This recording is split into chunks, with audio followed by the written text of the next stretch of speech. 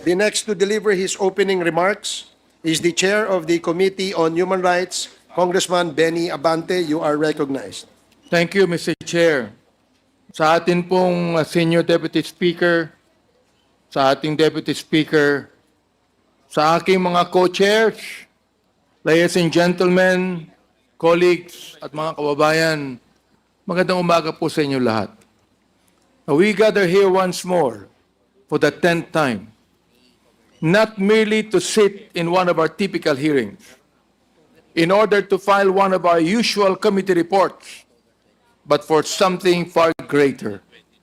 We have convened again because we cannot and we must not lose sight of the purpose that drives us, the pursuit of justice for the victims of illegal drugs, for the victims of POGOs, and for the victims of extrajudicial killings. To help remind us of why we dedicate so much of our time to this task, I ask you to remember the name of Kian de los Santos, that young man, that minor, whose life was tragically cut short by a bullet fired in the dark. We are here today for Kian and for the countless innocents like him who died in the name of a misguided, bloody war on drugs. To our people and to everyone here, I say, enough. Enough with the gaslighting. Enough with the distractions. Enough with the squid tactics. We cannot be knocked off course by words meant to confuse or mislead. At this point, there is one voice we must focus on, one that was used under oath in the halls of the Senate.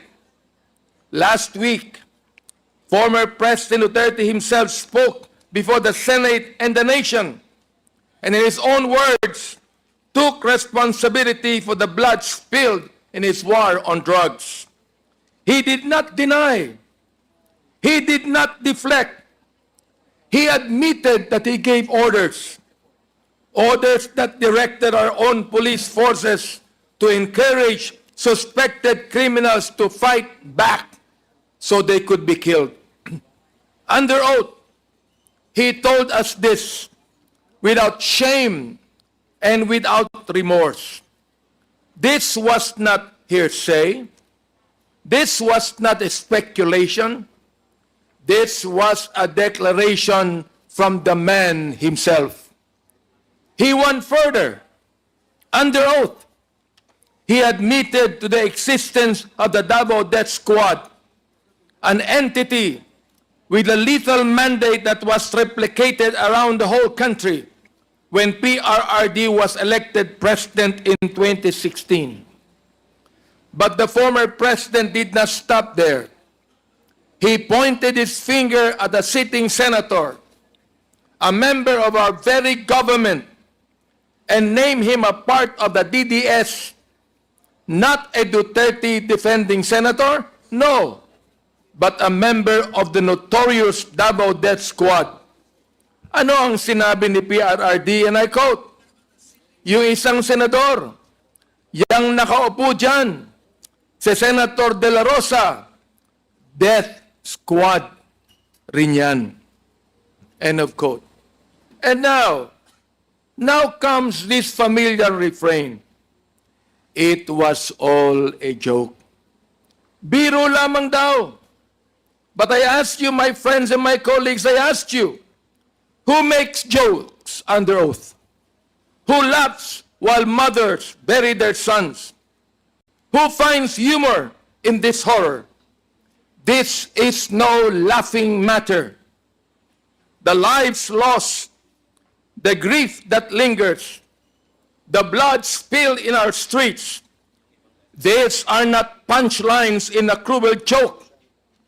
These are lives, young innocent lives taken from us. But perhaps we should not be surprised. Perhaps we should not be shocked that this sacred issue, the sanctity of life, is treated so trivially. For we have seen time and time again how human life has been cheapened, how easily these men speak of death, how casually they wash their hands of the blood of the innocent. As Proverbs 31 verse 8 and 9 reminds us, and I quote, "Open thy mouth for the dumb in the cause of all such as are appointed to destruction. Open thy mouth, judge righteously, and plead the cause of the poor and needy." End of quote. We are commanded to raise our voices for those who cannot speak, to seek righteousness for those who have been silenced, and to demand justice for those who have suffered unjustly. This, my friends, this is why we must not falter. This is why we must not rest, why we must not turn away. We have a responsibility, not only to the victims, but to our nation. We must continue this work, unyielding, unrelenting, uncompromising. Mga kasama, we have the statement of the former president. We also have testimony and evidence that corroborates what he said under oath. Now, we must hold to account those who have perpetrated these heinous crimes. Now we must ensure that the cries of the oppressed are not drowned out by laughter, that the dignity of human life is restored, and that no one, no matter how powerful, is above the law. And as we press forward, let us remember this. We do not stand here alone. We stand with Kian. We stand with his family. We stand with a 3-year-old killed by a stray bullet in Cebu. We stand with a 9-year-old killed in Caloocan, and the death certificate showed that he died of pneumonia. We stand with a tricycle driver gunned down just because a drug lord rode in his tricycle. Ladies and gentlemen, we stand with every victim of this dark and bloody campaign. The banality of evil must come to an end. We stand for those who cannot speak, for the voices that were silenced too soon, and we stand with the promise, the solemn vow, that we will do everything in our power to ensure this never happens in our country again. So with hearts full of resolve and eyes fixated on justice, let us continue this work. For if we are to be remembered, if the 19th Congress is to be remembered, let it be not for the jokes or the gaslighting, but for our dedication to the truth, our commitment to justice, and our compassion for those who suffered.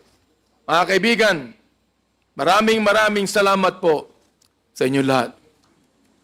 Thank you, Congressman Abante.